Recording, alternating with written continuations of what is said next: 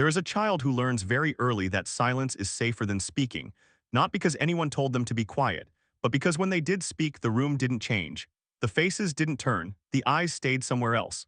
And so, slowly, without anyone noticing, they began to disappear inside themselves.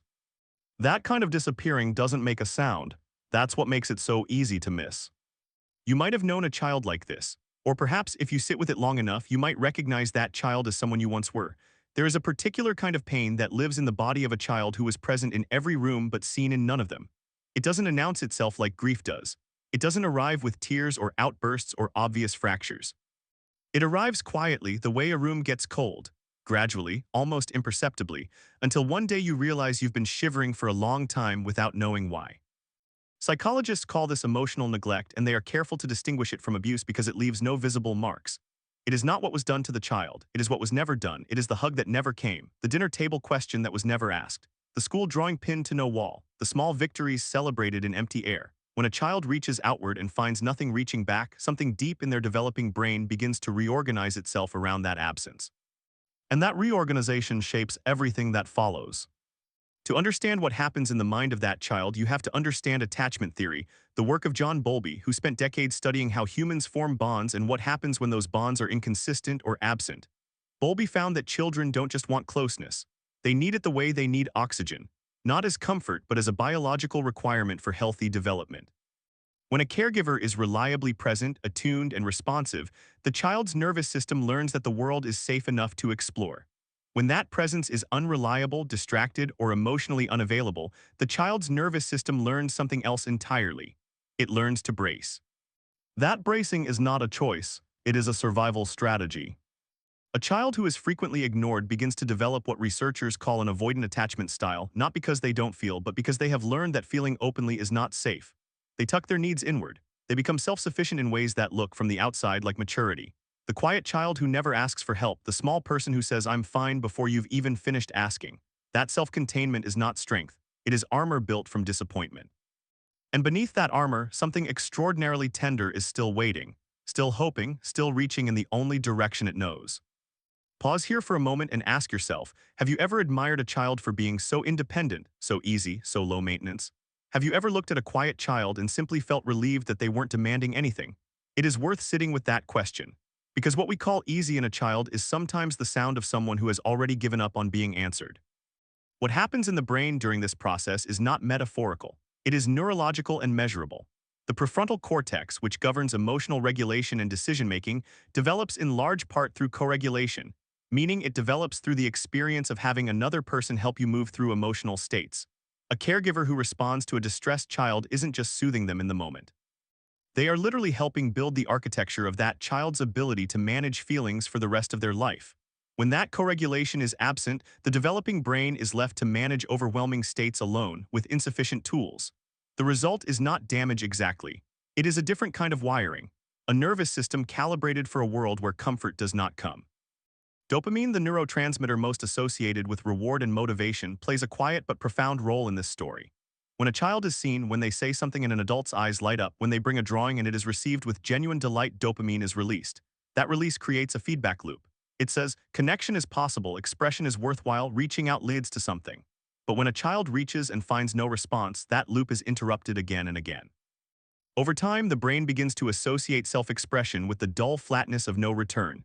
And so the child stops reaching, not from apathy, from a kind of cellular memory that has learned deeply and wordlessly that the cost of hoping is too high. This is not emptiness, it is protection. And the protection is intelligent, in the way all survival mechanisms are intelligent. The ignored child becomes an expert reader of rooms. They develop extraordinary sensitivity to the moods of others, scanning constantly for signals about whether it is safe to exist fully in a given moment. This hypervigilance, this always watching, always calculating awareness is not anxiety exactly, though it can become anxiety later. In the beginning, it is simply a skill. The skill of a small person trying to navigate a world that has taught them their presence is conditional.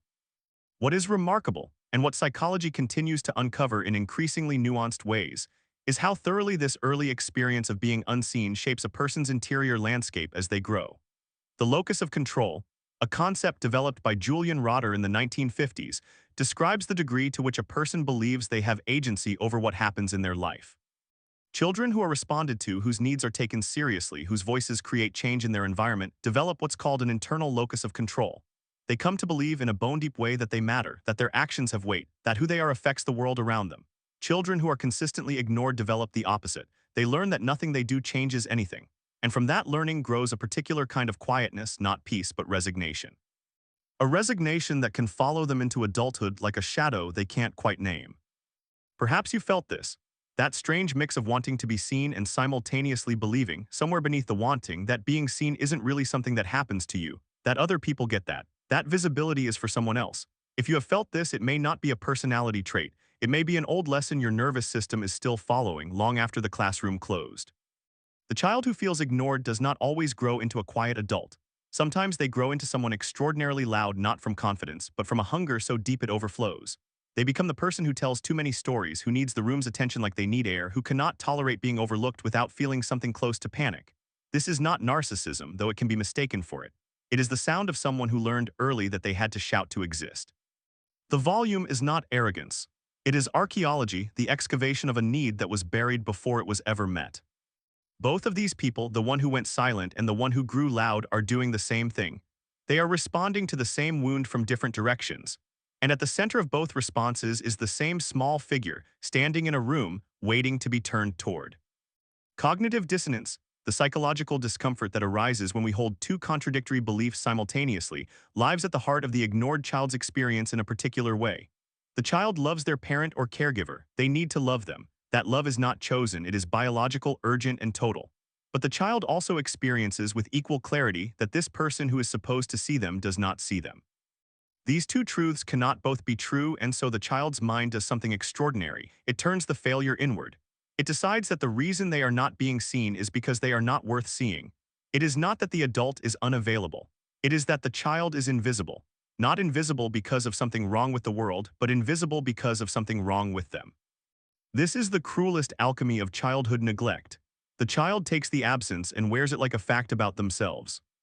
And this wearing, this early decision that unworthiness is the explanation, becomes the lens through which everything else is interpreted. The relationship in adolescence that ends, proof. The job that doesn't come through, proof. The friend who doesn't call back, proof. The original wound doesn't stay in childhood, it travels. It learns to recognize itself in every new experience, to find confirmation in ambiguous moments, to feel familiar in unfamiliar pain. Psychologists call this a schema, a deep organizing belief that filters reality through its own assumptions. The child who believed they were invisible becomes the adult who finds invisibility everywhere they go, even in places where it doesn't actually exist. What is worth understanding, perhaps more than anything else, is that none of this is destiny. The brain, and this is one of the most extraordinary things neuroscience has offered us in recent decades, is plastic. It changes. Not easily, not without effort, and not without some grief for what was never given, but it changes. The neural pathways carved in childhood by absence can, with the right relationships and the right conditions, be carved again by presence. The nervous system that learned to brace can learn slowly to open. Not overnight, not without fear, but the learning is possible. This is not emptiness waiting to be filled. It is a homecoming waiting to happen. Think of the moment when a person who has spent years believing they are too much or not enough finally sits across from someone who looks at them, really looks, and stays. Doesn't leave. Doesn't correct them or redirect them or look past them to something more interesting. Just stays and sees. For many people who carry the weight of early invisibility, that moment feels not like something new but like something ancient being returned. It feels, paradoxically, like being recognized in a place they've never been before. That is not coincidence. That is the deepest part of the self, the part that learned to hide so long ago it nearly forgot it was hiding, finally believing it is safe enough to come forward. The child who was ignored is not broken. They are waiting. Waiting in the body of whoever grew up around them, patient in the way only the very young can be patient, not with resignation, but with a faith so quiet it barely makes a sound. A faith that someone will eventually turn their face toward the window where the light has always been coming from.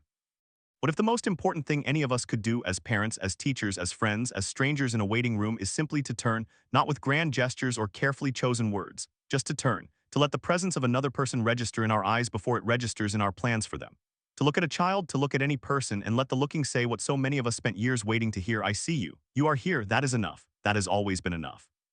Because somewhere inside every adult who learned to disappear, there is still a child standing in a doorway, not yet certain whether to walk in or walk away. and all they have ever needed to decide is the warmth of a room that knows their name.